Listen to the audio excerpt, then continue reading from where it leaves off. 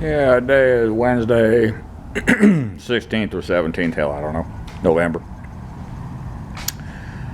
I was cutting all my slugs out to plug these fence posts where I cut flush with the floor.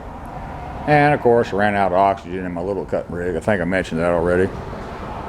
Wife and I went up to the farm and got my big rig and some other stuff brought down here that I need. And finished cutting my slugs. Got my big grinder out, cleaned up all the slag. I started welding them in. They're about 13. And I got to thinking, when I put that floor patch in, I don't want a perfectly smooth surface on the steel because I want that floor patch to stick pretty good. So I did not fully weld the pipe, and I left the center hole open.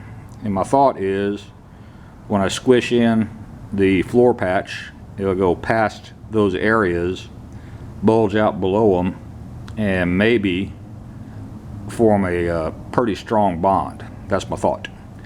We shall see. So everything's all cleaned up and ready to start patching, but wife can come in tomorrow and give me a hand. We might start cutting up the dog kennel out here and putting it on the trailer so I can get that stuff to the scrapyard to get my trailer back, because I'd like to have my trailer back. Got everything cleaned off the dog pen. There's some good galvanized sheet metal here. I got a plan for that. And then when she comes in, we gotta rake all the leaves away, coil up my water hose over there so I don't burn it, and then get all the fire hazards out here that we can. Start cutting fasteners and try to peel this thing off and roll it up section at a time and get it over here to the scrap trailer. That's my plan. We shall see.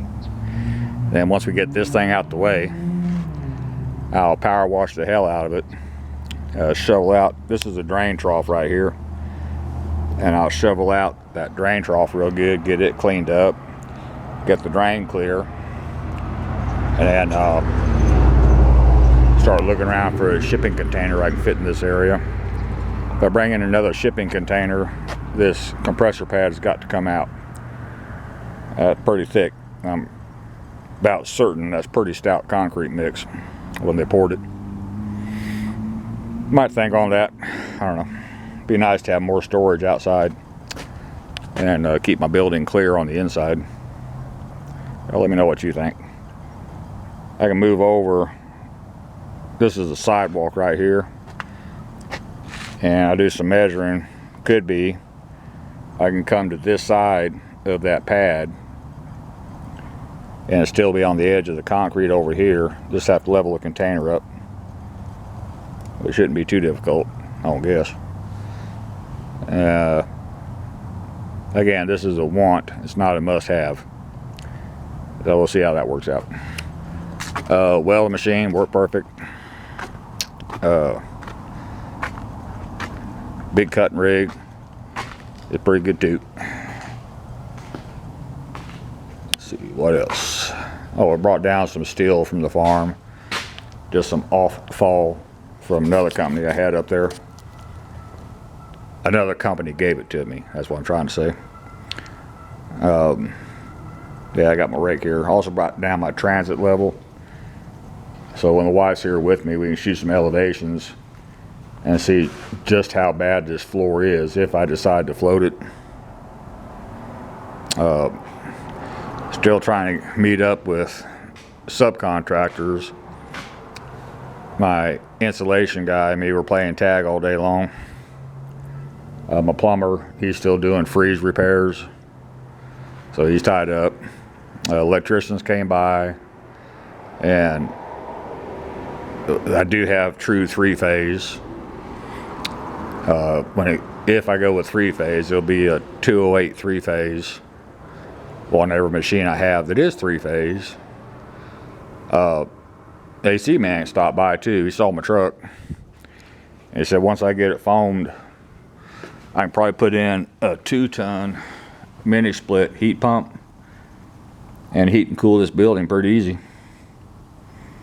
And I said, buy a Mr. Cool and have me buy it right off the internet, and then he'll come back and do the install. So hell, that works for me. First thing is I got to get it foamed.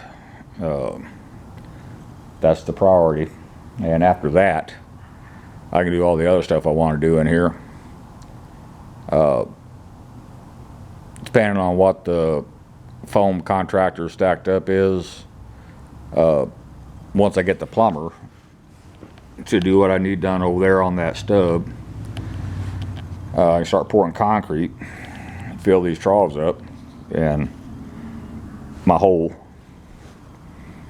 and I mix up the concrete patch material. I found about 20 or 25 places. Need a little spatula full when I start spreading all this stuff.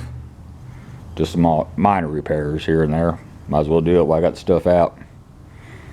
And so yeah, it's coming along. I got a late start today. When wife and I was up at the farm, went to move my backhoe, and I had it on high idle, and I was in the barn doing something, and the thing died. I said, what the hell? Went out there to it, and my lift pump cratered on my fuel system. It was son of a gun. Got the serial number, went to Doggett Equipment. Surprisingly, they had it in stock, 2 of them actually, and lift pump with the there's 2 cylinder shaped rubber seals that you need, 2 of them, $102. And the lift pump is kind of complex. It's not your standard, GM product lift pump that you see out the pickup. Got a few doodads on it. All the fittings came with it too. I was, well, son of a gun. And it kind of tells me, and I was talking to a buddy of mine, that if they're on the shelf, that's an ongoing problem, and they keep them in stock. But that's fine. It should last me for a couple of years at least, maybe more. I'll get around putting that thing on here soon. I don't like any of my equipment to be non-operational.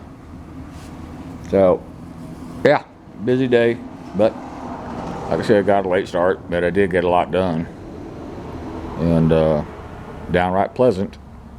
So that's about all for this one. Thank you.